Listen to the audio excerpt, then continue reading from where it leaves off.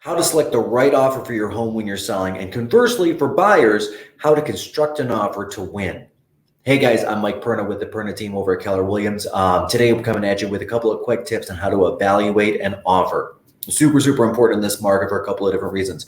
So on with the show. Number one, when we're looking at an offer, one thing that we want to consider are the contingency dates. And what I mean by contingency dates is how long is it going to take for somebody to secure the financing? How long is that inspection time frame? In this market, we're seeing a lot of inspection time frames shortened up from a typical 7 or a 10-day all the way down to a 2-day, 1-day, or 3-day, right? The intention is to move through that faster so that, like with our sellers, we want to know that that buyer is rock solid. If you're a buyer considering purchasing a property, this is a term I'd look at because we want to make sure we're moving through that quickly to give that seller that sense of confidence that we're going to be able to get to that, get through that faster.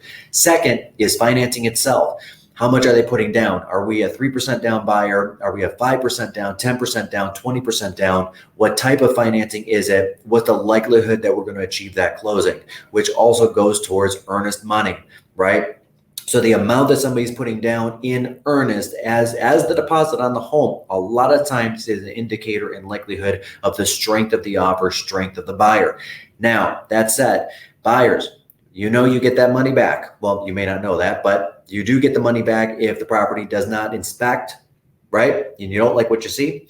If for some reason there's a failure on title, right? If there's not clean and clear title, those types of issues. So a larger money deposit will give a seller a sense of comfort. And sellers, it definitely provides me a sense of comfort when I see a larger deposit. It means a much more serious buyer that's more committed to the process. Third, closing timeframes and occupancy. Is that buyer going to meet your needs for how long you need to be in the home? Or is this offer going to kick you out and cause you to do a double move? Double moves can cost thousands or sometimes tens of thousands of dollars, depending on the size of the home and how much furniture you have and where you're going to store it and then where you got to move your family to next, not to mention the aggravation level.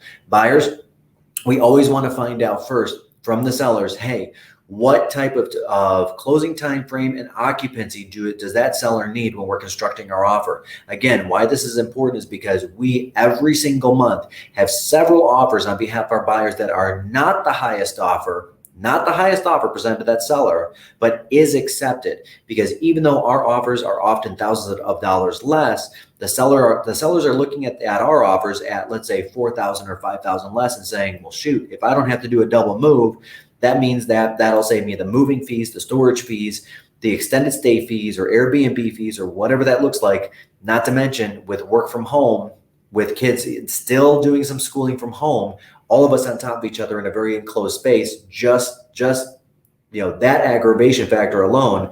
So let's say it's 4,000 or 5,000, picking stuff up and putting it down twice, you're going to soak right through that money, Mr. Seller and Mr. Buyer. We need to know that to make sure we're lining up those dates right, to make sure we're presenting a winning offer, even if it's not at the highest of prices. Third, let's talk about that highest price, or fourth or fifth or whatever, whichever one we're on. Let's talk about the highest price. There are agents right now in the market that are writing insanely high offers with the intention to get a seller to accept it and then come back later and negotiate on the appraisal. Okay. We just had that happen where we had one offer that was 120,000 above all the other offers. We had 10 offers on this, 11 total offers on this property. And one of them came in 120,000 over. We did not accept that offer. And I personally called that agent and I said, hey, Mr. Agent, this offer was way up there, but it didn't include any sort of give on the appraisal. And when you had called and asked what was important to my seller, I told you the give on the appraisal was the number one thing that we were looking for, because we knew that the property would not appraise for what it was worth because the neighborhood sales had not caught up to it yet. The answer that agent gave me was, yeah, Mike, our intention there was to wow you with a really high number and then come back and knock you back down to reality through a low appraisal. Not cool. I understand the tactic and I totally get it. Now, the offer that we did go with did give us a $10,000 push on the appraisal, which is nice. And what that means is that buyer would pay up to $10,000 more than the appraised value. As it happened, that appraisal did come out $8,000 under the asking price.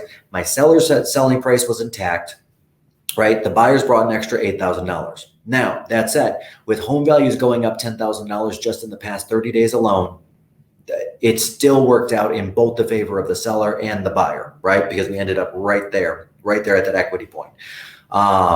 Last but not least, and again, just want to take a quick look at the reputation of the lender themselves. Is this an internet fly-by-night, we've never heard of them company before, or is this a local, strong lender that we can get onto the phone? And should there be an issue, we've got a real human that we're dealing with that has ownership over this file, right? Those are the questions that we definitely want to ask, because we want to make sure that not only are we achieving the best price and the best terms possible for the sellers, but we're also actually getting to a closing. And buyers, this is what sellers are looking for right now. So they're looking for a strength as far as their money deposit goes, a strength as far as the lender goes, and they're looking for those time frames to make sure they're not making that double move.